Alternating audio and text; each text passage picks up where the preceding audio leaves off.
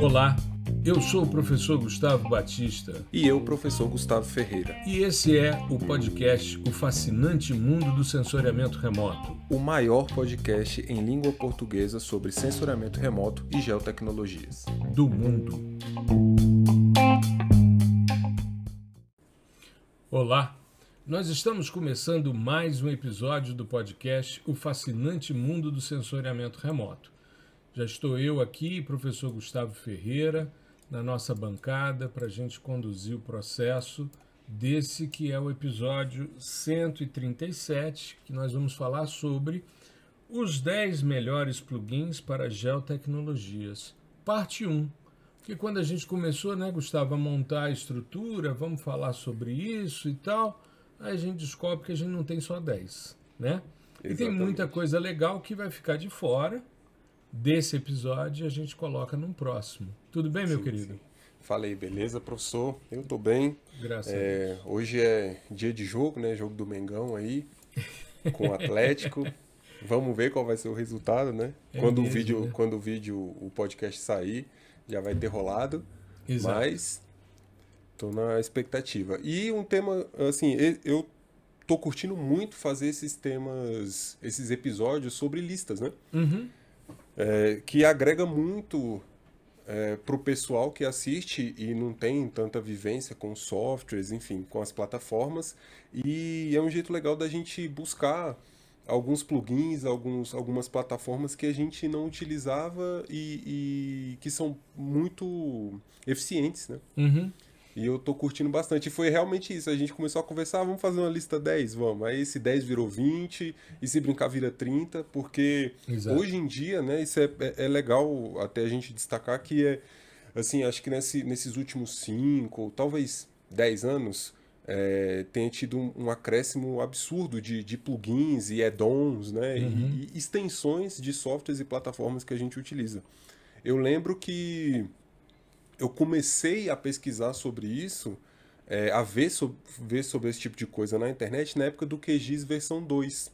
Sim. Né?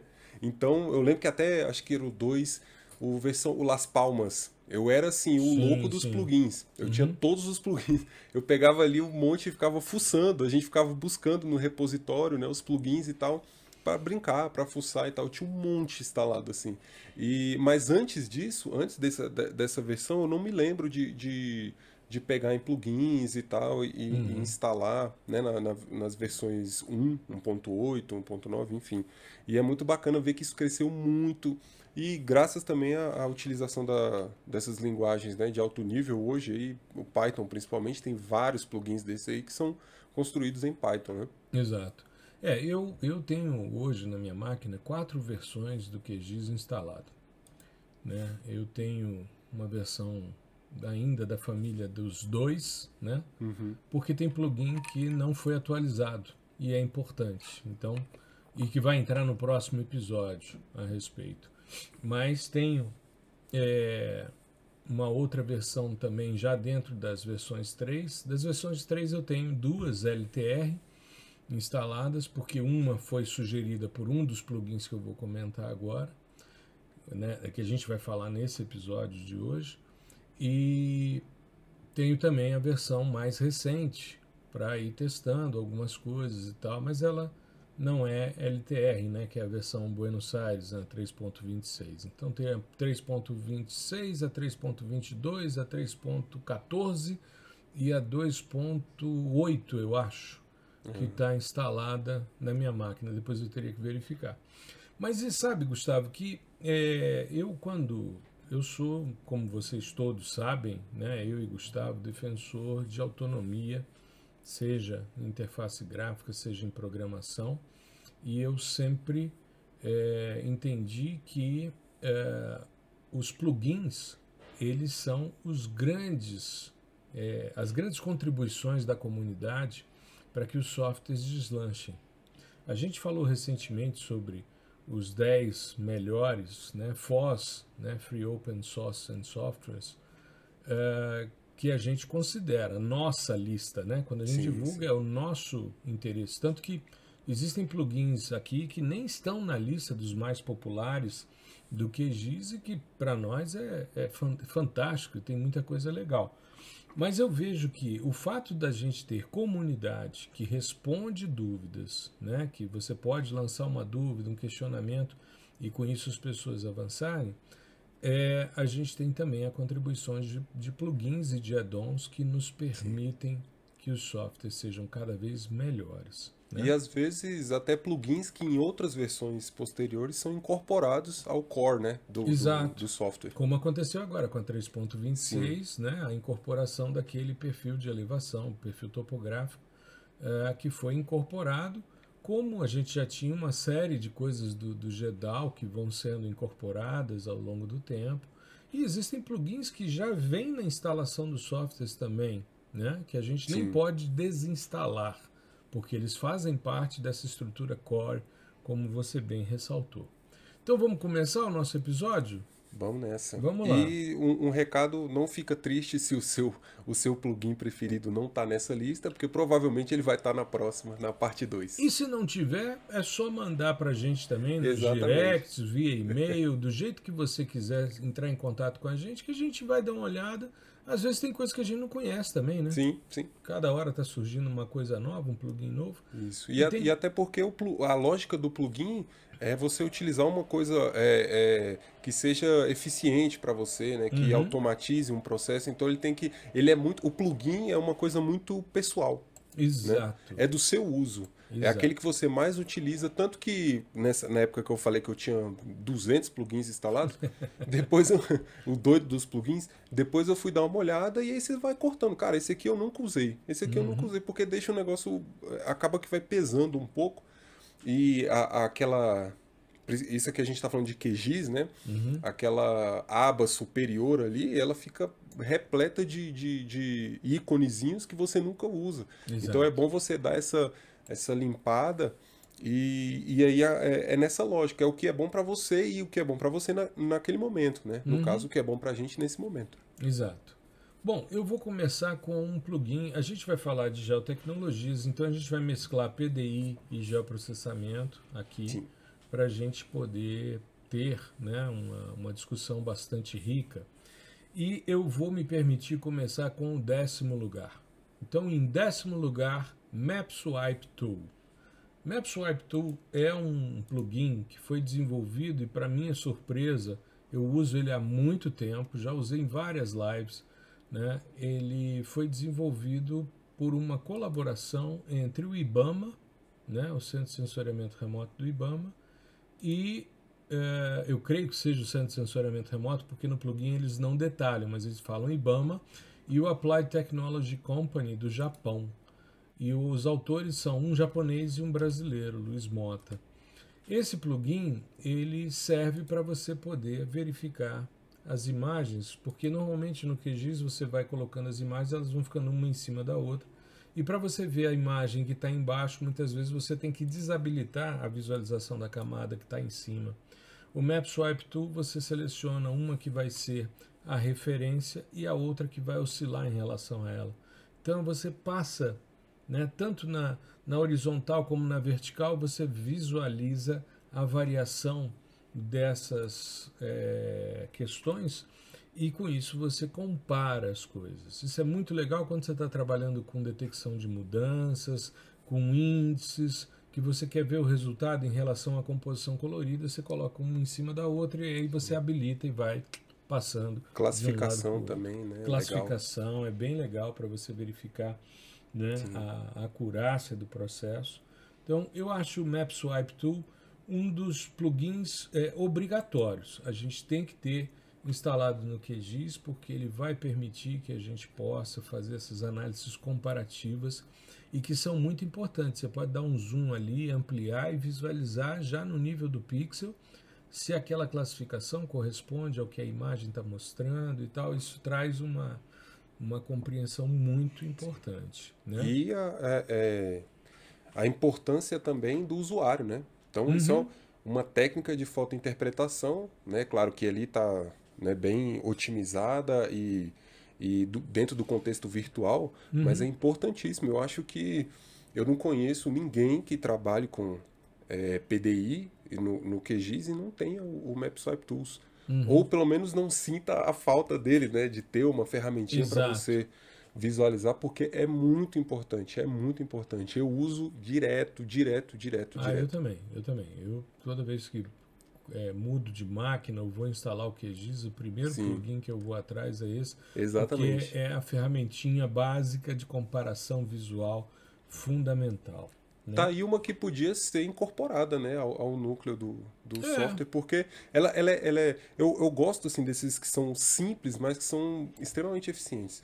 E ela é simples, né? É um negócio visual ali e tal. E eu acho que deveria ser implementada para vir como padrão, né?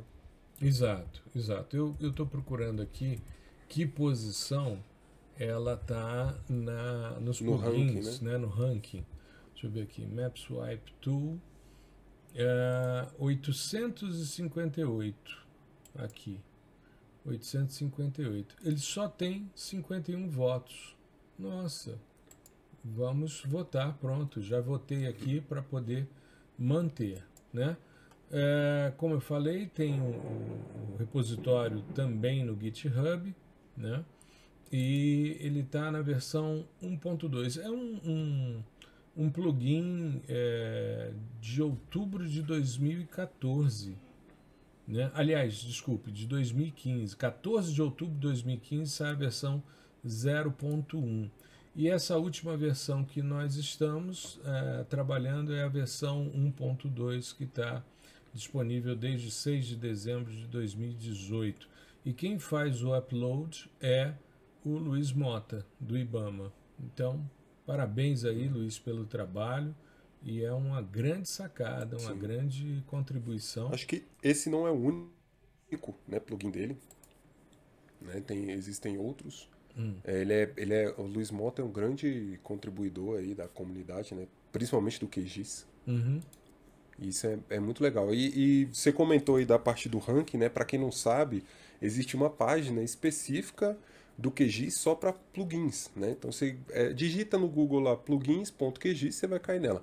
E nessa página você tem ranqueamento por número de downloads, por essa, como se fosse uma avaliação, né? Igual você faz a avaliação ali de um produto que você comprou, enfim, você dá ali os votos, né? 5 estrelas, 1 estrela, enfim. Então você tem esses rankings, né? E inclusive alguns que a gente vai falar aqui tá nesse top 10 aí de downloads, né? Às vezes tem uns, vale a pena ressaltar que tem uns que estão no ranking porque eles são mais antigos, né? Então, o pessoal acaba que, né, sei lá, o cara lançou o plugin quando começou a onda de plugin e tem até hoje.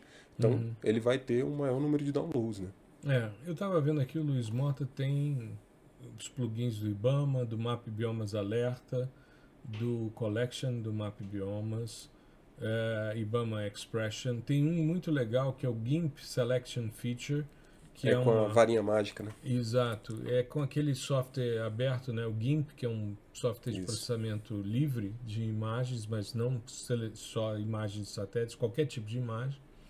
Muito legal, muito legal. E o MapSwipe Tool é uma ferramenta bastante interessante. Tem, deixa eu ver aqui, são 80.353 downloads, tá?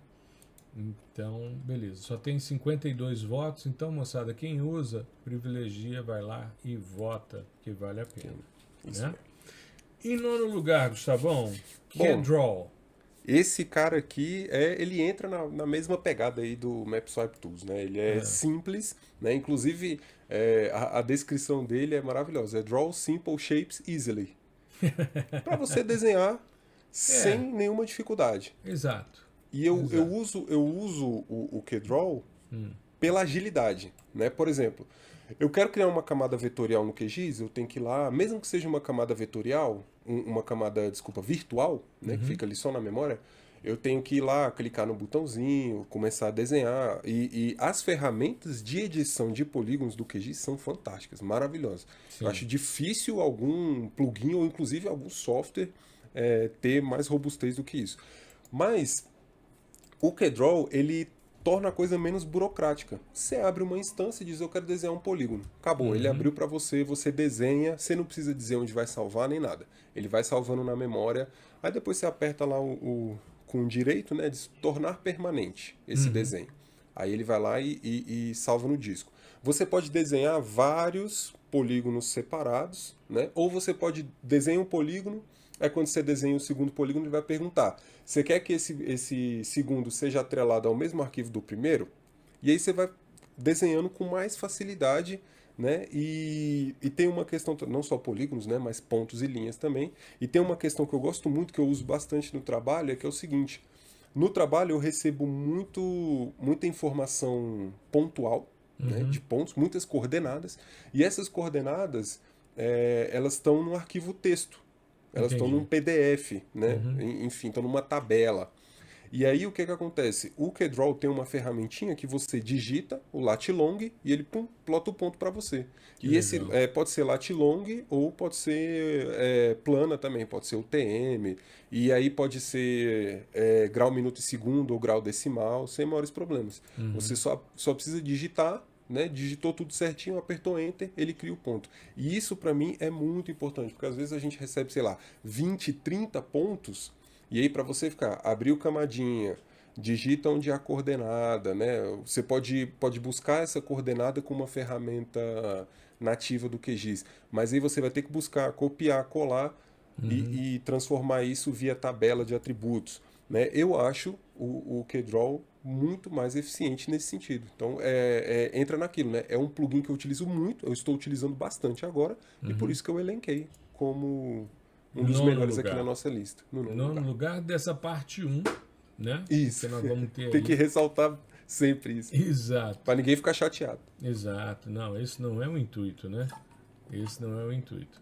Bom, em oitavo lugar, eu queria falar sobre um plugin que eu acho muito legal. Inclusive, ele está implementado, parte dele está implementado como core nas novas versões do Snap, né, que é o Pulsar Tools.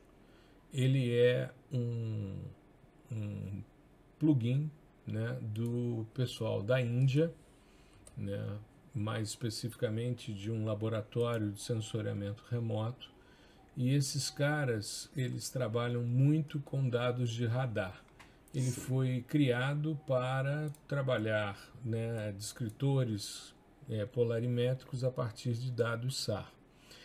Ele permite a visualização e geração de índices de vegetação SAR, e aí a gente está falando de DP-RVI, RVI, que é o Radar Vegetation Index, o PRVI, o CPRVI, enfim, ele gera matriz de coerência, matriz de covariância, isso, né? As matrizes C3, T2, C2, T2, C3, T3, enfim, né? Isso é quase um trava-língua para mim, né? E, além disso, ele trabalha com dados full polarizados, né? Dual pol, os compact pols também, enfim. Então, é um plugin bastante interessante. Sim. Já está com 3.180 downloads dele, né? 123 votos e todos, ele está com 5 estrelas aqui, e é um plugin muito, muito legal. Sim. Esses índices, claro, existem índices que são desenvolvidos para dados com as 4 polarizações, para dual pol, né? E tem para esses compact pol aí também, e eles estão sempre implementando.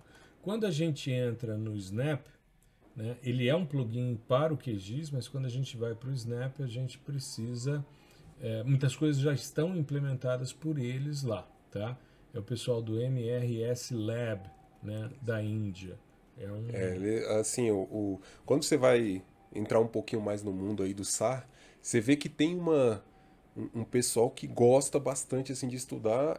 Assim, eu destacaria a Europa, né? Então tem o Ian Woodhouse mais ali na Inglaterra, né? Na Escócia, né? Na verdade. Ele é professor da Universidade de Edimburgo. Que é uma das maiores referências. Tem o professor Eric Potier, que é francês, né? Que inclusive é o criador da decomposição, né? 2H-alfa.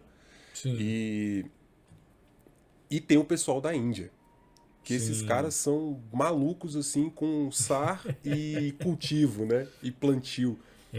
Eles curtem muito essa questão de tanto plantio. Que a maioria desses índices, desculpa te interromper, a maioria desses índices de vegetação, Gustavo, eles são muito mais eficientes em áreas agrícolas do que em áreas de vegetação nativa, né? Sim. Porque ali você tem uma questão, né, a implementação é mais fácil porque você tem uma questão de coerência dos alvos, né? Sim. Os alvos são bem coerentes, eles são coesos no tempo e no espaço. E aí fica mais fácil de você modelar aquilo na faixa espectral das micro-ondas. Mas esses caras dominam essa questão. Tanto que, como você mesmo falou, esses índices, a maioria vem dos indianos. E esse plugin específico ele foi desenvolvido em Python também. Você dá uma olhada no GitHub, se eu não estou enganado, tem no GitHub do Mandal também, Dipankar DI, né? Dipankar Mandal, que é o cara acho que é do DPRVI ou do RVI só, enfim, de algum desses índices, mas tem o GitHub, tá tudo em Python, tudo bonitinho, então se você quiser, a gente chama de fazer um fork, né? Se você quiser fazer uma ramificação aí e implementar de uma outra forma, fica à vontade. Isso. É um plugin bastante interessante, tem muita coisa que ele gera, né? Mas tem coisas que são interessantes a gente gerar no Snap, é mais simples, e trazer para cá, né, essa contribuição. É muito... no Snap também é mais rápido. Exato. Eles têm lá o site deles lá no GitHub específico, né, e é um plugin bastante poderoso para quem trabalha com dados SAR. Exatamente. Maravilha. Vamos para o 7º lugar, HCMGIS. Isso, o HCMGIS. Ele é um plugin muito doido, porque ele não tem uma, vamos dizer assim, uma funcionalidade específica, igual o KDraw, que é desenhar, né, criar camadas vetoriais. O HCMGIS, ele tem um monte de funçõezinhas que a gente utiliza ao longo do dia a dia, assim, né, na nossa experiência profissional e acadêmica também. Por exemplo, ele tem um dos menus do HCMGIS, é o menu de basemap. Sim. Né? E ele já tem uns basemaps ali pré-estabelecidos, da Esri, do Google, do Bing, né? E você pode solicitar, por exemplo, eu quero o Google Satélite, né? O basemap de imagens satélites, porque tem o basemap do Google Maps, que é o desenho, né?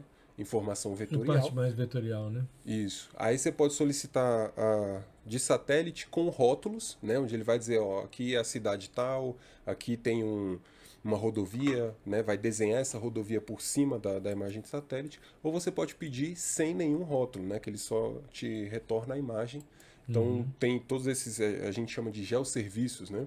Que é servir via web com uma imagem, ou até mesmo com polígono, enfim, com arquivos vetoriais. E tem essa aba de basemap, né? Ele tem uma aba também de processamento em lote, que é mais voltado para você converter o formato vetorial e transformar um arquivo de tabela em um arquivo de pontos.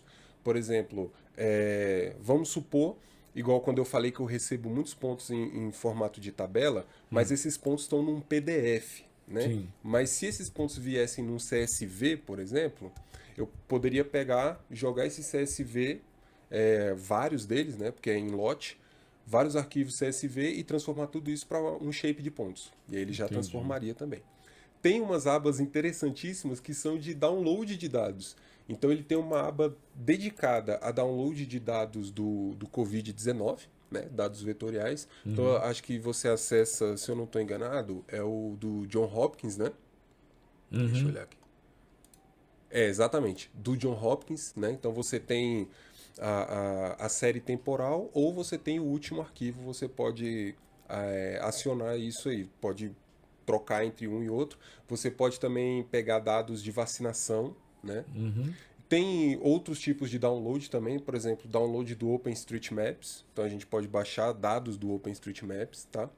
E umas questões mais de processamento e manipulação geométrica, né? Então você tem criação de centros em polígonos, criação de anéis, né? Que alguns buracos ali, alguns gaps dentro dos polígonos. Então você pode tem operações geométricas também e a nossa conhecida calculadora de campo, né? Que a Sim. calculadora de campo tem no QGIS também, né? Mas a gente tem outras funçõezinhas aqui dentro do HCMGIS, que é mais voltada para junção de dados, né? O merge de dados com base em um campo e também o split. Você pode dividir essa feição com base em algum atributo da sua tabelinha.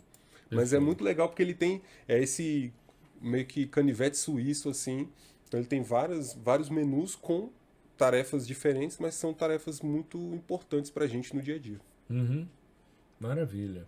Eu acho que esses canivetes suíços são muito importantes para quem trabalha com geotecnologias. A gente está o tempo todo precisando de uma coisa ou de outra para a Sim. gente poder avançar. Bom, eu vou falar agora, em sexto lugar, sobre o Nmap Box.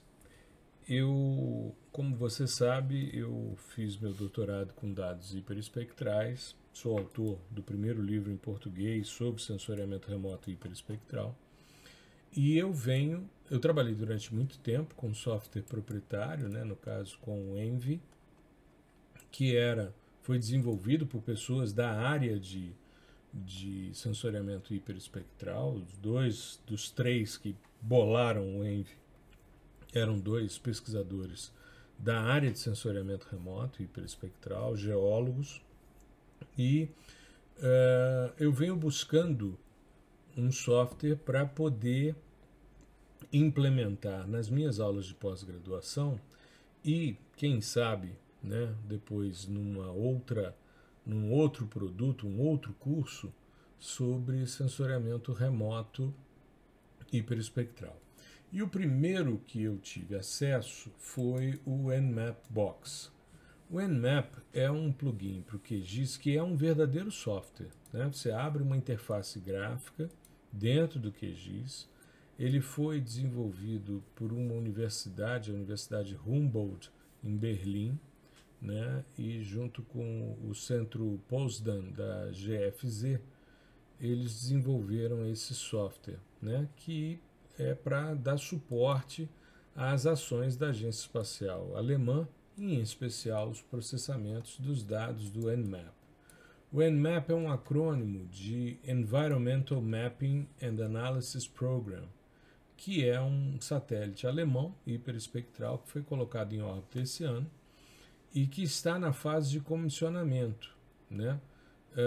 Ele começou, né, ele está num processo, né, desde junho de 2020, sendo organizado. Agora, em junho de 2020, ele entrou na fase D da preparação da missão, foi lançado agora em 2022, né? E está na fase de comissionamento. Depois, a expectativa é que a vida útil dele seja até 2027. Pois bem, o Nmap é um software muito interessante que faz muita coisa legal e que também trabalha com os dados do Prisma, que é o satélite italiano hiperespectral. Um dos grandes problemas desses sistemas sensores todos é que a relação sinal-ruído dos orbitais costuma ser baixa. Então, são dados mais ruidosos. Porém, funcionam bem. A gente já usou alguns dados simulados do Nmap, já usamos dados Prisma, enfim, e funciona muito bem. E tem sido um software bastante interessante para esse tipo de análise. Ele tem uma visão para o hiperespectral, né, para a espectroscopia de imageamento, mas ele serve também para dados multiespectrais, como Landsat, Sentinel, né? Ele tem módulos de classificação, de regressão, de decomposição espectral, né, o modelo de mistura, a classificação supervisionada, clustering, né, que seria não supervisionada, classificação de machine learning, ou seja, ele é um software bastante poderoso, bastante interessante e que a gente precisa investigar mais. Eu creio que em breve, com a chegada dos dados Nmap, né, o Prisma eu já estou cadastrado, já baixei alguns dados, inclusive já usei em lives nossas, né, mostrando os diversos. Eu fiz um evento sobre sequestro de carbono no ano passado, em que eu utilizei os dados do Prisma, né? E ele funciona muito bem. Então fica a dica, né? Ele está hoje com quase 30 mil downloads. É um software bastante interessante. Ele exige algumas bibliotecas Python, a instalação de algumas bibliotecas Python. Então, se você não tem instalado, ele faz a proposição da instalação, então ele permite esse tipo de ajuste, e ele tem ali uma série de índices para vegetação, índices para solo, né?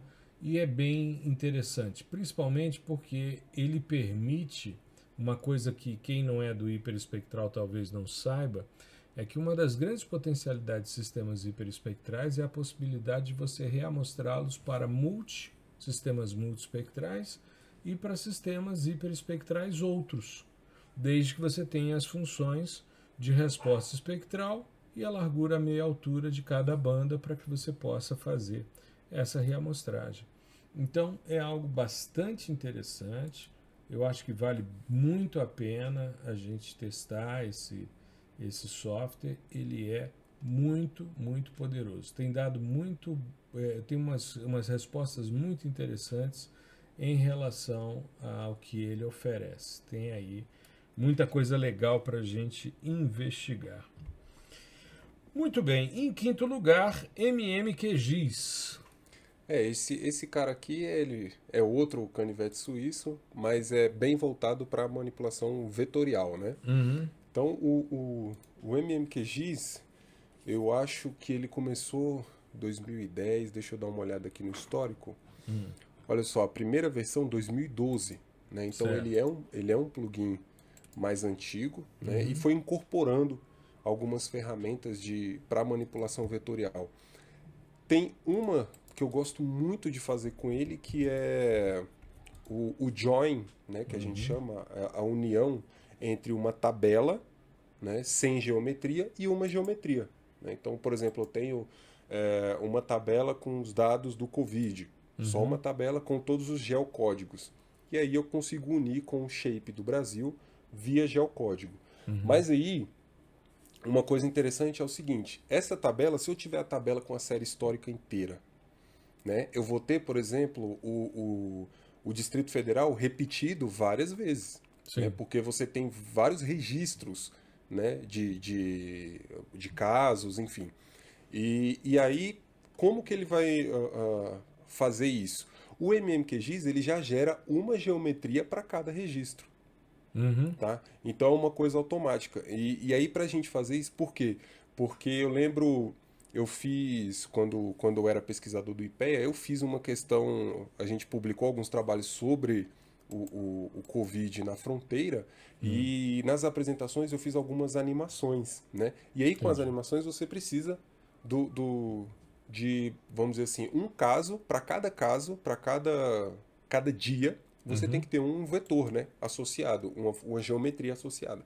E o MMQGIS já cria isso automático. Eu só falo, ó, esse aqui é o CSV, essa aqui é a geometria. Pum, apertei, ele já vai e cria bonitinho.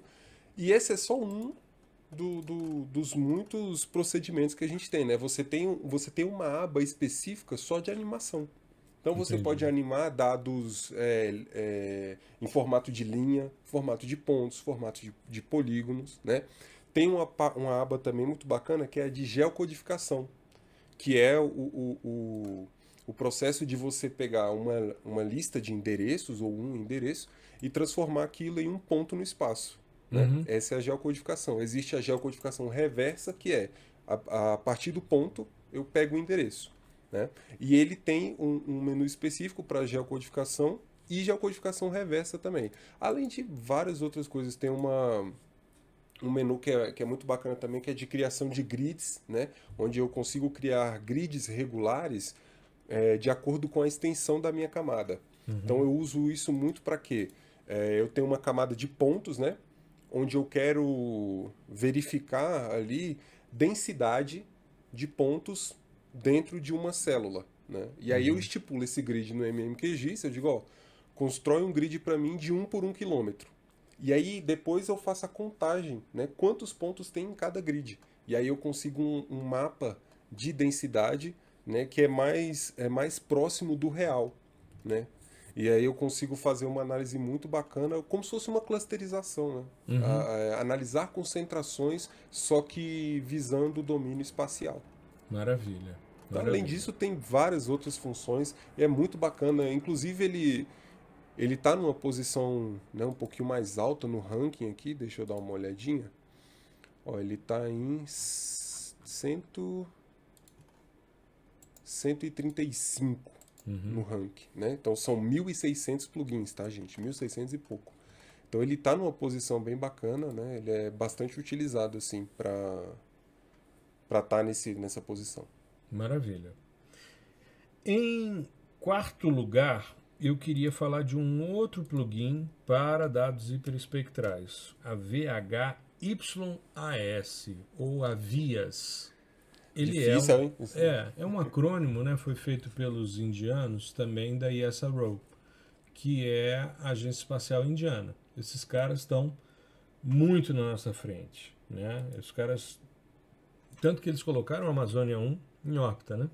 Uhum. Foram eles, o lançamento foi feito pela Sim. ISRO. Esses caras têm satélites funcionando há muito tempo.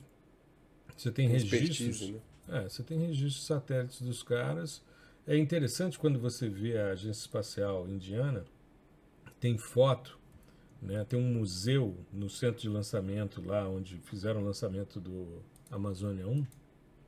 Tem foto dos caras transportando um satélite em bicicleta, em carro de boi, né? Ou seja, você tem ali a possibilidade de teste de trepidação para ver se os parafusos não É, saem, né? Tá tudo muito legal. E esses caras estão muito à frente da gente em termos de sensoriamento remoto, em termos de tecnologia de lançamento espacial. Então, esses caras não são bobos, não. Esse plugin que foi desenvolvido para o QGIS, ele é da divisão de desenvolvimento de técnicas hiperespectrais da ISRO, né? E ele é feito por um grupo também do Advanced Microwave and Hyperspectral Techniques Development Group, é um grupo da ISRO. E o grande barato, né, desse trabalho é que eles juntam o QGIS, o Python e o TensorFlow, né? Eles fazem essa questão para ter módulos de correção atmosférica, de análise de sensibilidade de bandas, de estimativa de ruído, de classificação por machine learning. Tem 10 modelos de deep learning para fazer classificação, tem modelos de regressão, tem utilidades para espectroradiômetros, então tem módulos específicos para o field spec, né? Eles têm módulos para a correção atmosférica do Everest Next Gen, né? Que é o sistema mais recente do Everest. São mais ou menos 50 índices espectrais. Eles têm 5 algoritmos de detecção de alvos, né? Detecção de end members. E eles têm também módulos de decomposição linear, né, o Spectrum Unmixing, só que ele tem também o não linear. Então ele faz modelo não linear. Modelo não linear, você pressupõe que cada endmember tem um comportamento regido por uma função. E aí você precisa conhecer. Por isso que o modelo linear ele é tão difundido, porque ele considera que todas as relações são lineares. Mas com dados hiperespectrais você pode se aprofundar dessa forma. Aliás, eu me recordo quando eu fui fazer o primeiro webinar para a oficina de textos, eu me deparei com um webinar anterior que eu assisti para me embasar, E a temática era modelo não linear de mistura espectral para dados hiperespectrais, né? Só que existia um algoritmo que o autor do webinar estava falando, tinha desenvolvido em MATLAB. Aqui é um plugin gratuito. Então, é uma expectativa muito interessante. Eu confesso a você, eu instalei esse plugin há coisa de uma semana, tá? Ele não, esse softwarezinho, né? Esse plugin, esse AVHYAS é um acrônimo de Advanced Hyperspectral Data Analysis Software Tool, que é uma estrutura desenvolvida para o QGIS. Ele simplesmente entra como uma aba no QGIS. Só que ele foi desenvolvido para, inicialmente, o QGIS 3.14, a versão Pi, né? E ele vem junto. Então eu instalei para poder fazer essa relação, mas uma vez instalado ele aparece no 3.22, no 3.26, enfim. Ele cria uma aba, né? Logo após a aba malha, né? Assim como o SCP, que a gente vai falar no próximo, na parte 2, tá? Ele Sim. cria lá uma aba específica. E é uma aba muito completa, muito completa. Então eu estou bastante esperançoso, vou começar a testar, vou tirar um período, assim que terminar o semestre na universidade, eu quero pegar meu período de férias e descansar, viajar um pouco, mas ao retornar estudar esse plugin, porque eu estou precisando. Há uma demanda grande hoje da nossa audiência também por soluções para dados hiperespectrais, porque cada vez mais a gente tem sistemas hiperespectrais aí orbitais sendo colocados, sendo lançados e que precisam ser processados, né? Sim, acho que é uma vertente que é muito importante de ser estudada, porque é por lá que você vai conhecer os espectros, né, de fato. Exato. Principalmente em termos aliás, não só em termos de forma, mas também de absorção, né, que é o que importa pra gente. Então, a gente consegue entender, eu acho que eu só tive essa noção, né, da importância dos espectros dentro do sensoramento remoto quando eu comecei a pegar processamento de imagens hiperespectrais. Então, assim, eu acho que todo mundo tinha que ter esse contato com o hiperespectral, porque é ali que você entende mesmo as relações espectrais dos alvos, né, do próprio sensor em termos de detecção e os algoritmos que são utilizados para a gente separar essas feições, né? Exato, exato. Olha, eu tô muito esperançoso com esse plugin, viu? Ele tem muita coisa interessante, né? Ele tem redução de dimensionalidade por análise de componentes principais, por mínimo noise fraction, por kernel PCA, enfim, ele tem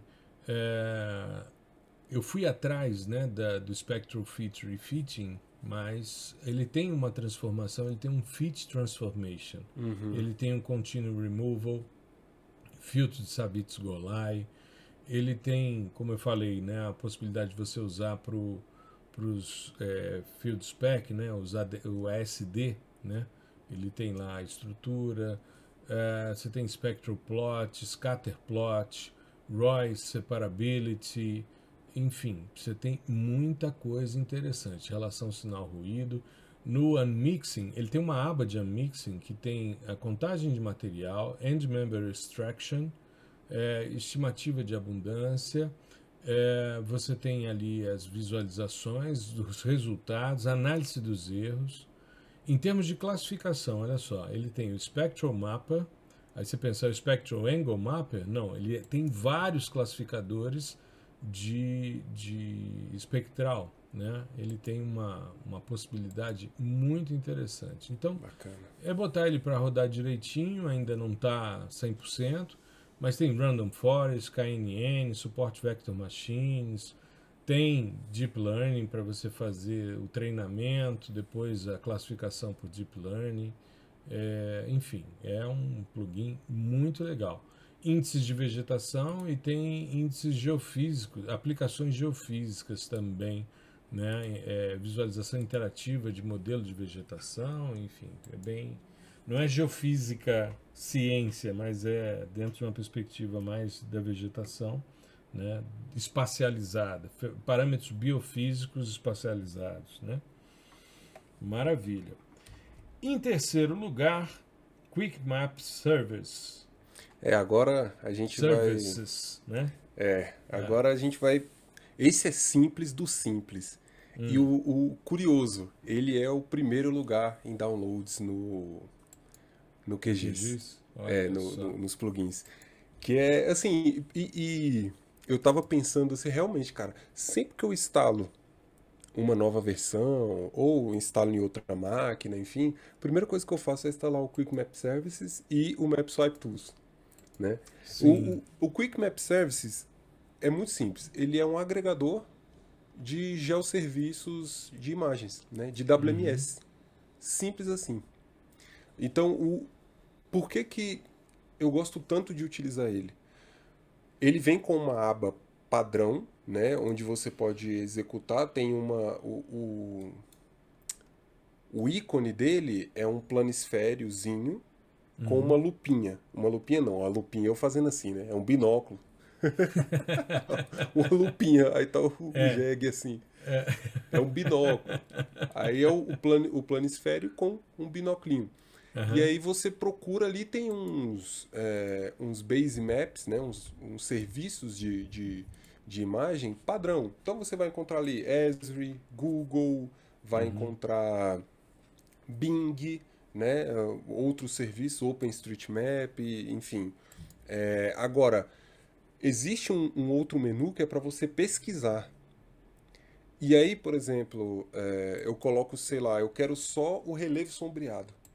Né? Para utilizar para fazer um layout, eu uso muito para fazer layout, para deixar o layout mais estético, né? E aí eu coloco lá Hue Shade, né? Que é o relevo sombreado. Cara, ele me traz uma lista com um monte de geosserviços para Hue Shade. Então eu não preciso baixar um SRTM para extrair Hue Shade para utilizar, entendeu? Eu utilizo direto o geosserviço.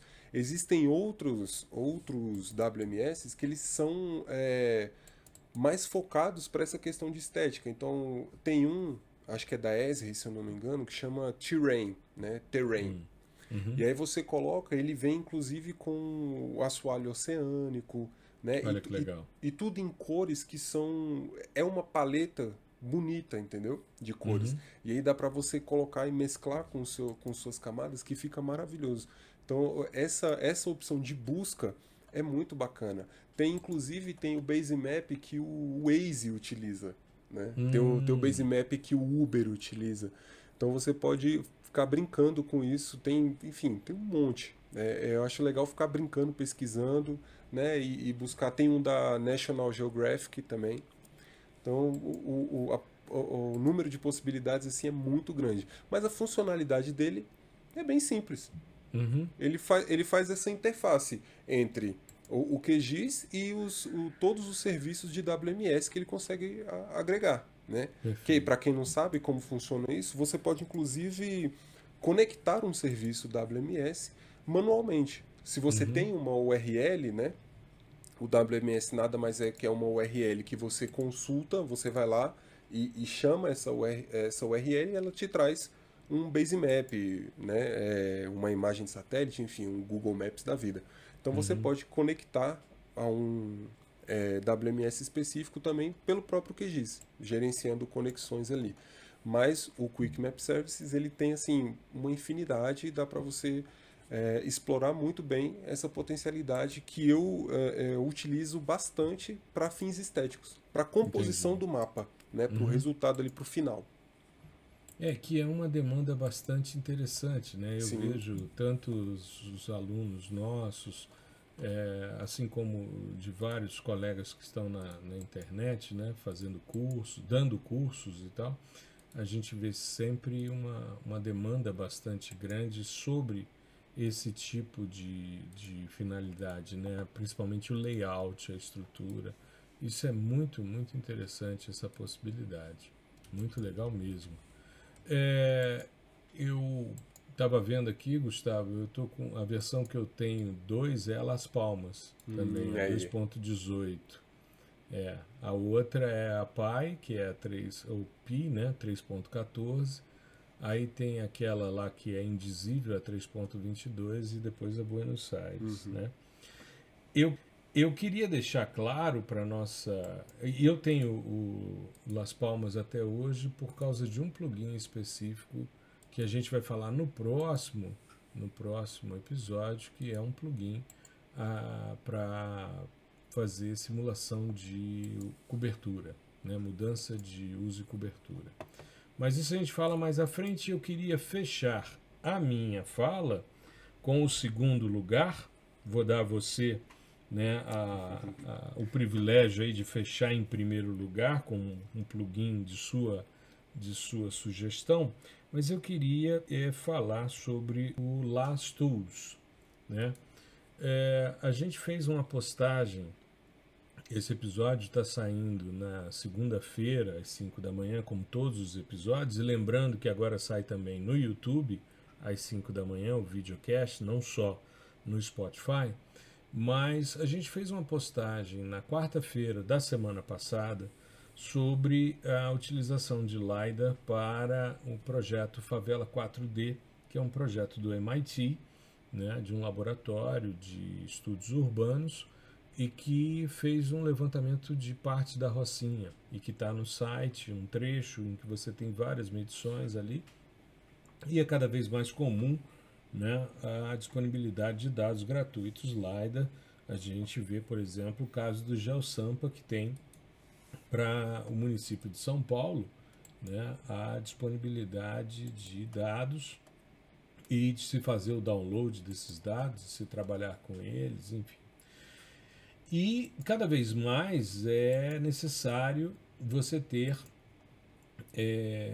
a possibilidade de converter, de processar, de extrair informações dessas nuvens de pontos, que são extremamente poderosas, porque cada ponto é georreferenciado.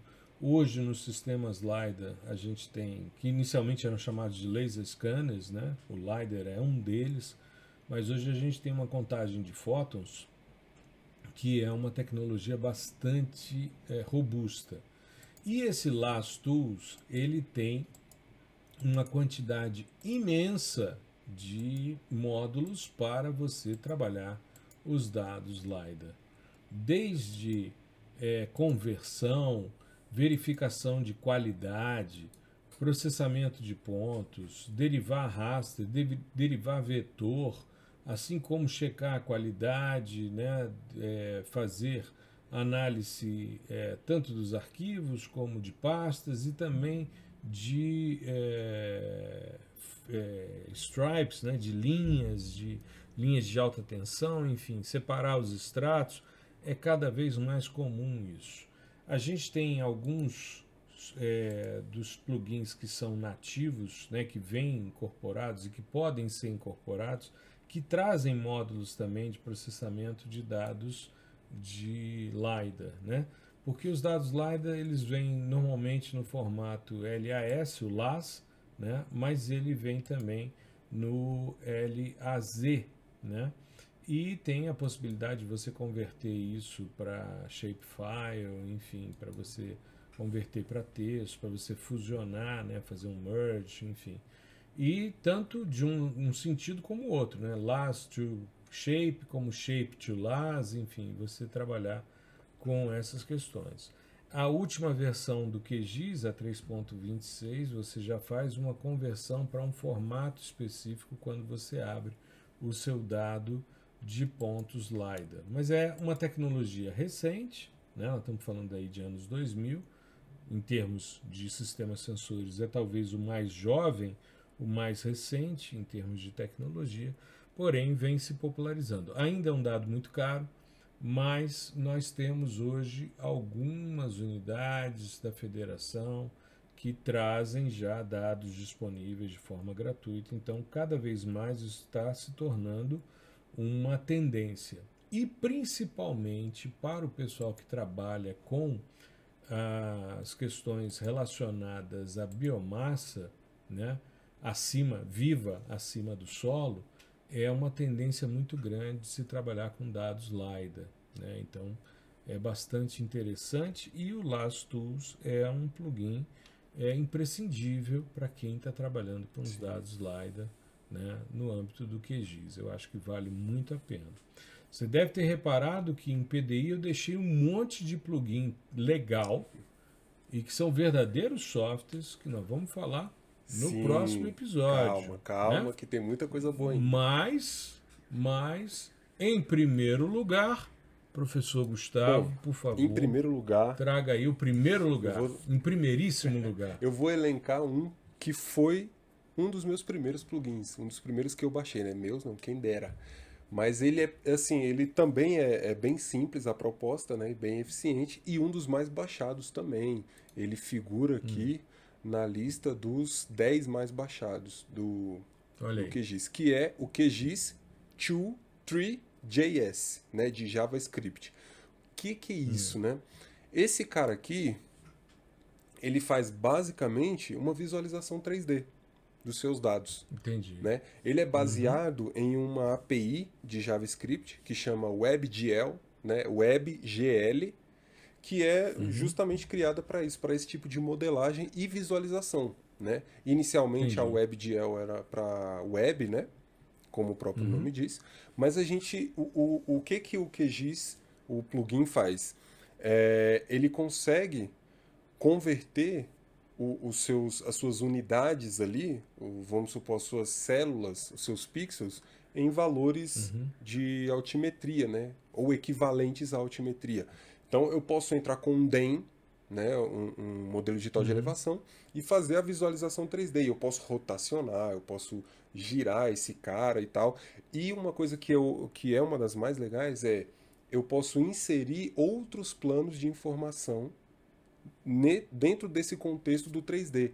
Então, por exemplo, eu tenho um DEM e eu tenho uma série de polígonos. Eu posso inserir esses polígonos. Eu tenho curso d'água também junto. Eu tenho uma imagem de satélite, né? Uma cena ali daquela localização. Ele coloca, e essa cena também obedece à visualização 3D. Então, isso assim, eu acho que eu baixei, eu não lembro qual era a versão, se foi no Las Palmas mesmo, mas enfim, foi na versão 2 ali, e cara, era absurdo, porque além de ser, né, ter todo esse apelo visual que a gente gosta pra caramba, do 3D e tal, ele era extremamente rápido. Então você conseguia girar ali, a gente sabe que essas coisas em 3 dimensões, e isso ali em 2000... Tem que renderizar, né? 2008, 2010, a gente não tinha uma máquina tão parruda. Mas a gente conseguia rotacionar e visualizar tudo com rapidez. Isso é muito bacana. Eu lembrei, por exemplo, quando você ministra aquela aula sobre sequestro de carbono, você coloca a visualização da imagem do CO2 flux. Não, do ICO2. Do ICO2. Isso, que é um outro índice espectral que eu desenvolvi para medir o conteúdo de CO2 atmosférico na coluna de ar adjacente ao alvo. Você sabe, mas a audiência não, então a gente explica. Sem problema. E você coloca como um modelo digital, como uma visualização 3D. Né? Então, onde você tem depressões, né, o valor do índice é menor. Né? E onde você tem alguns morros ali, né, o valor do índice é maior. Então você pode colocar esse plano de informação nesse plugin e ele vai gerar para você uma visualização 3D. E isso é muito legal, é muito bacana. Eu lembro que eu peguei um quadradinho com o Landsat e o DEM da nossa área lá da UNB, do campus da CI Ribeiro. E aí eu fui agregando os polígonos, e nos polígonos eu fiz a gente chama de extrude, né? Eu tenho um polígono aqui que ele está vamos dizer, plano, né? Ao terreno, e aí eu puxo ele um pouquinho, né? Eu coloco, eu quero que você suba esse polígono 3 metros, vamos supor. E aí você consegue visualizar os polígonos também em 3D, junto com o modelo 3D e a imagem de satélite agregado. Então é muito bacana isso aí para você fazer apresentações, né? Mostrar em uma aula, é muito bacana, é massa demais. Tanto que E merece estar em primeiro Exatamente. lugar, né? E entre os 10 mais baixados aqui do ranking do próprio QGIS. Isso. É interessante a gente perceber que entre os de PDI, eles não figuram, à exceção do SCP, que a gente vai falar no próximo episódio, que falarmos sobre isso, não necessariamente na próxima semana, Isso. mas enfim, em breve a gente fala sobre mais plugins. A exceção dele, que resolve praticamente tudo em termos de processamento de imagem, tem muita coisa que é mais, sob o ponto de vista de SIG, né, sobre as técnicas de geoprocessamento, porque elas são bem mais demandadas do que Exatamente. as questões relacionadas a processamento de imagem. Isso, para mim, é muito claro. E você comentou aí a respeito do modelo digital do CO2, e eu me recordo quando eu fiz a apresentação na primeira vez, isso no início dos anos 2000, quando eu comecei a estudar vegetação, eu fui fazer uma apresentação a respeito dessa visualização. E eu ouvi de uma amiga muito querida, mas isso é óbvio. Eu falei, tudo bem, é óbvio, mas já tinha visto? Aí ela, não. Eu falei, tá, então, aí é que está o charme do negócio. Por quê? Porque eu mostrava os domos urbanos de CO2. Como era um modelo digital de CO2 atmosférico, que os dados hiperespectrais te permitem você medir as profundidades de feição espectral, e essas profundidades são proporcionais ao conteúdo dos materiais. Eu acho graça que as pessoas, para desacreditar o que você faz, elas tentam usar argumentos, às vezes, bem estapafúrdios, né? Teve um que virou uma vez para mim e disse, e se estiver ventando? Eu falei, a imagem é um momento. Se você estiver numa ventania, seu cabelo para o lado, e você tirar uma foto, você congela aquele instante. E você faz a verificação. Sim. É claro que toda torre de monitoramento, ela tem um footprint, ela tem uma área de observação, e que aquele polígono representa o que a torre está medindo. Então, aqueles pixels ali estão inseridos. Mas ali você está fazendo a medição de um gás atmosférico entre sensor e alvo, né, no momento da aquisição. E eles são relacionados com o uso e cobertura, principalmente com a cobertura, né? Porque quando você tem uma cobertura urbana, você tende a ter um conteúdo de CO2 maior. Quando você tem uma área que é fotossinteticamente ativa, você diminui esse conteúdo.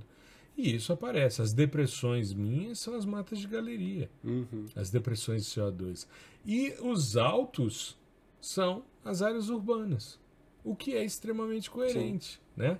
E quando você analisa o modelo de sequestro de carbono, que é no VNIR, você está comparando com uma coisa atmosférica que foi medida no suor, e eles são inversamente proporcionais, com uma correlação superior a 70% em dados muito ruidosos, como é o caso dos dados do Hyperion. Esses dois modelos já foram validados com os dados do Hyperion na Amazônia com as torres do LBA, na tese da professora Suzy Pedrosa da Silva, que foi minha orientanda de doutorado, né, e fez uma bela tese sobre modelo de sequestro de carbono e conteúdo de CO2 atmosférico com as torres do LBA.